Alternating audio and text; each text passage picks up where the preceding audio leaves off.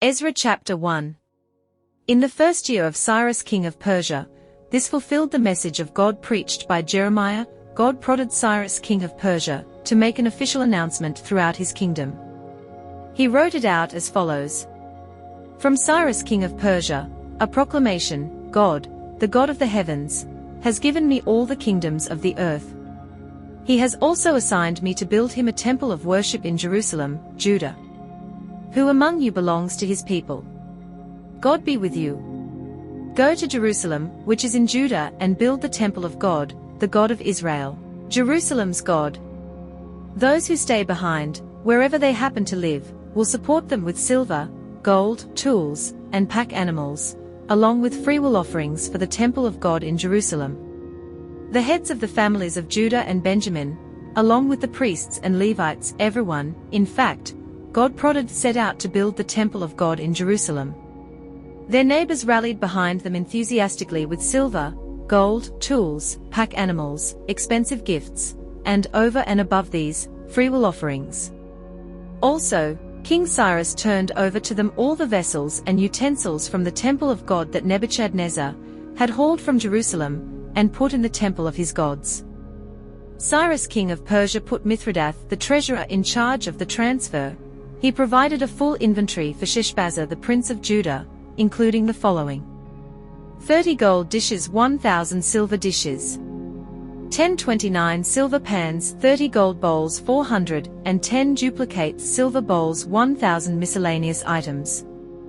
All told, there were 5,400 gold and silver articles that Sheshbazzar took with him when he brought the exiles back from Babylon to Jerusalem.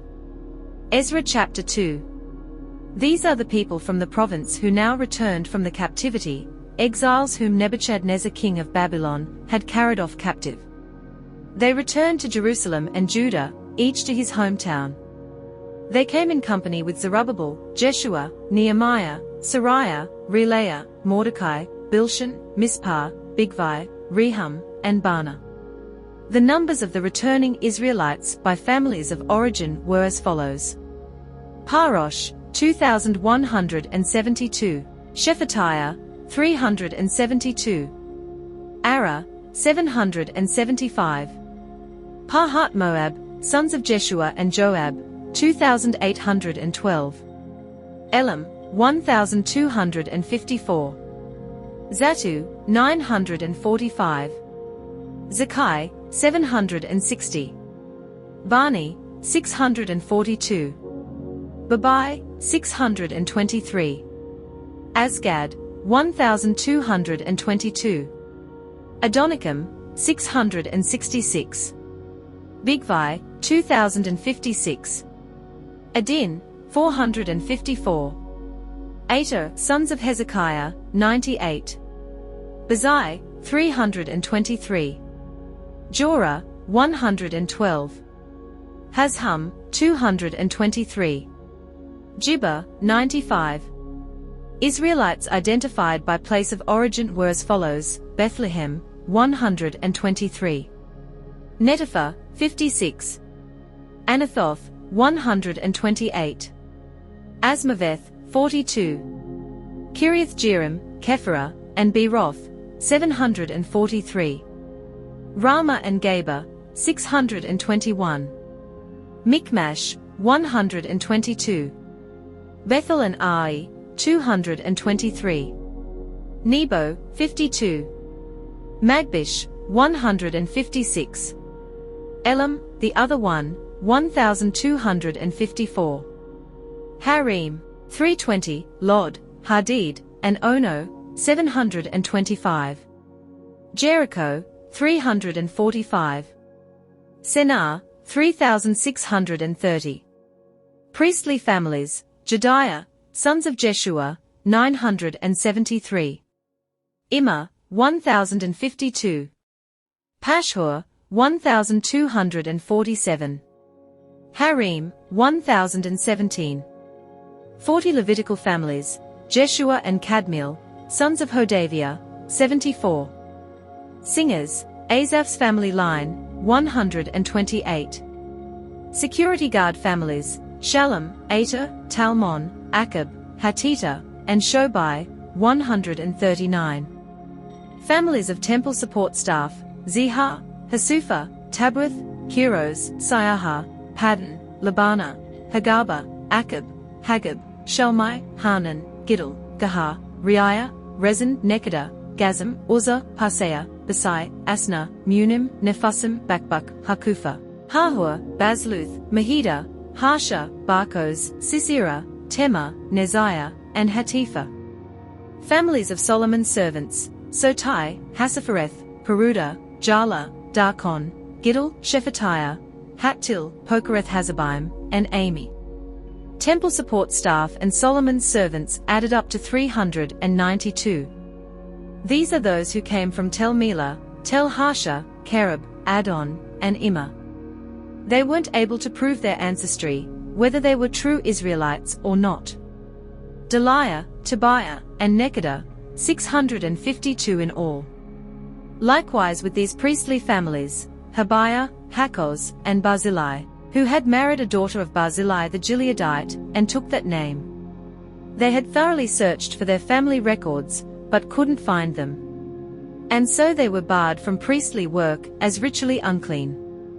The governor ruled that they could not eat from the holy food until a priest could determine their status with the Urim and Thummim. The total count for the congregation was 42,360. That did not include the male and female slaves, which numbered 7,337. There were also 200 male and female singers, and they had 736 horses, 245 mules, 435 camels, and 6,720 donkeys. Some of the heads of families, on arriving at the Temple of God in Jerusalem, made freewill offerings toward the rebuilding of the Temple of God on its site. They gave to the building fund as they were able, about 1,100 pounds of gold, about 3 tons of silver, and 100 priestly robes. The priests, Levites, and some of the people lived in Jerusalem. The singers, security guards, and temple support staff found places in their hometowns. All the Israelites found a place to live. Ezra chapter 3. When the 7th month came and the Israelites had settled into their towns, the people assembled together in Jerusalem. Jeshua son of Jozadak and his brother priests, along with Zerubbabel, the son of Shealtiel, and his relatives, went to work and built the altar of the God of Israel to offer whole burnt offerings on it as written in the revelation of Moses the man of God. Even though they were afraid of what their non-Israelite neighbors might do, they went ahead anyway, and set up the altar on its foundations, and offered whole burnt offerings on it morning and evening. They also celebrated the festival of booths as prescribed and the daily whole burnt offerings set for each day. And they presented the regular whole burnt offerings for Sabbaths, new moons, and God's holy festivals, as well as freewill offerings for God. They began offering whole burnt offerings to God from the very first day of the 7th month, even though the temple of God's foundation had not yet been laid. They gave money to hire masons and carpenters. They gave food, drink, and oil to the Sidonians and Tyrians in exchange for the cedar lumber they had brought by sea from Lebanon to Joppa, a shipment authorized by Cyrus the king of Persia. In the 2nd month of the 2nd year after their arrival at the temple of God in Jerusalem, Zerubbabel son of Shealtiel, and Jeshua son of Jozadak, in company with their brother priests and Levites and everyone else who had come back to Jerusalem from captivity, got started. They appointed the Levites 20 years of age and older to direct the rebuilding of the temple of God. Jeshua and his family joined Kadmiel, Binnui, and Hodaviah, along with the extended family of Henadad, all Levites, to direct the work crew on the temple of God. When the workers laid the foundation of the temple of God, the priests in their robes stood up with trumpets, and the Levites, sons of Asaph, with cymbals, to praise God in the tradition of David king of Israel. They sang antiphonally praise and thanksgiving to God. Yes, God is good. Oh yes, he'll never quit loving Israel. As many were noisily shouting with joy, many of the older priests, Levites, and family heads who had seen the first temple, when they saw the foundations of this temple laid, wept loudly for joy. People couldn't distinguish the shouting from the weeping. The sound of their voices reverberated for miles around. Ezra chapter 4. Old enemies of Judah and Benjamin heard that the exiles were building the temple of the God of Israel. They came to Zerubbabel and the family heads and said, "We'll help you build. We worship your God the same as you. We've been offering sacrifices to him since Esarhaddon king of Assyria brought us here." Zerubbabel, Jeshua, and the rest of the family heads of Israel said to them, "Nothing doing. Building the temple of our God is not the same thing to you as to us. We alone will build for the God of Israel. We are the ones King Cyrus of Persia commanded to do it." So these people started beating down the morale of the people of Judah, harassing them as they built. They even hired propagandists to sap their resolve. They kept this up for about 15 years, throughout the lifetime of Cyrus king of Persia, and on into the reign of Darius king of Persia. In fact, in the reign of Xerxes, at the beginning of his reign, they wrote an accusation against those living in Judah and Jerusalem. Again later, in the time of Artaxerxes, Bishlam, Mithridath, Tabeel, and their associates wrote regarding the Jerusalem business to Artaxerxes king of Persia. The letter was written in Aramaic and translated. What follows is written in Aramaic. Rehum the commanding officer and Shimshai the secretary wrote a letter against Jerusalem to Artaxerxes the king as follows. From Rehum the commanding officer and Shimshai the secretary, backed by the rest of their associates, the judges and officials over the people from Tripolis, Persia, Erech, and Babylon, Elamites of Susa, and all the others whom the great and honorable Ashurbanipal deported and settled in the city of Samaria, and other places in the land across the Euphrates. This is the copy of the letter they sent to him. To King Artaxerxes, from your servants from the land across the Euphrates. We are here to inform the king that the Jews who came from you to us have arrived in Jerusalem, and have set about rebuilding that rebellious and evil city. They are busy at work finishing the walls and rebuilding the foundations. The king needs to know that once that city is rebuilt and the wall completed, they will no longer pay a penny of tribute, tax, or duty. The royal treasury will feel the loss. We are loyal to the king, and cannot sit idly by while our king is being insulted. That's why we are passing this information on. We suggest that you look into the court records of your ancestors. You'll learn from those books that that city is a rebellious city, a thorn in the side to kings and provinces, an historic center of unrest and revolt. That's why the city was wiped out. We are letting the king know that if that city gets rebuilt and its walls restored, you'll end up with nothing in your province beyond the Euphrates. The king sent his reply to Rehum the commanding officer, Shimshai the secretary, and the rest of their associates, who lived in Samaria, and other places beyond the Euphrates. The letter that you sent has been translated and read to me. I gave orders to search the records, and sure enough it turns out that this city has revolted against king's time, and again rebellion is an old story there. I find that they've had their share of strong kings, who have taken over beyond the Euphrates and exacted taxes, tribute, and duty. So do this. Order these men to stop work immediately, not a lick of rebuilding in that city unless I order it. Act quickly and firmly, they've done enough damage to kings.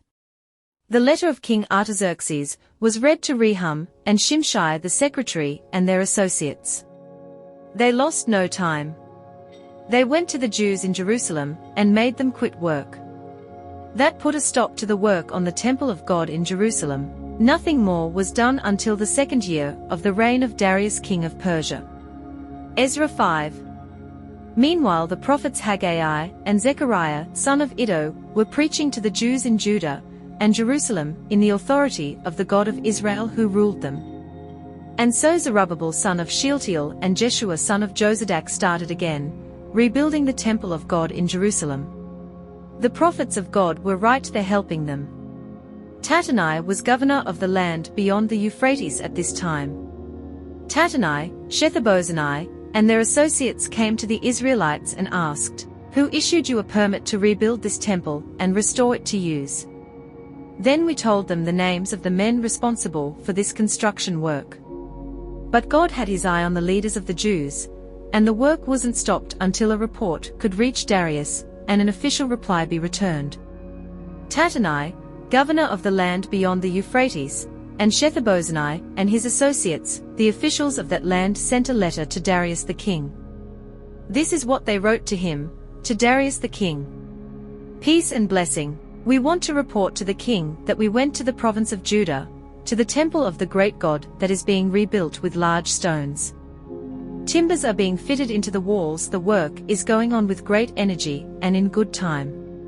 We ask the leaders, who issued you the permit to rebuild this temple and restore it to use. We also asked for their names so we could pass them on to you, and have a record of the men at the head of the construction work. This is what they told us. We are servants of the God of the heavens and the earth. We are rebuilding the temple that was built a long time ago.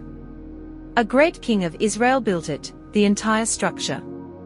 But our ancestors made the God of the heavens really angry, and he turned them over to Nebuchadnezzar, king of Babylon, the Chaldean, who knocked this temple down, and took the people to Babylon in exile. But when Cyrus became king of Babylon, in his first year he issued a building permit to rebuild this temple of God. He also gave back the gold and silver vessels of the temple of God that Nebuchadnezzar had carted off and put in the Babylon temple. Cyrus the king removed them from the temple of Babylon and turned them over to Sheshbazzar, the man he had appointed governor. He told him, "Take these vessels and place them in the temple of Jerusalem, and rebuild the temple of God on its original site." And Sheshbazzar did it. He laid the foundation of the temple of God in Jerusalem. It has been under construction ever since, but it is not yet finished. So now, if it please the king, look up the records in the royal archives in Babylon, and see if it is indeed a fact that Cyrus the king issued an official building permit authorizing the rebuilding of the temple of God in Jerusalem. And then send the king's ruling on this matter to us.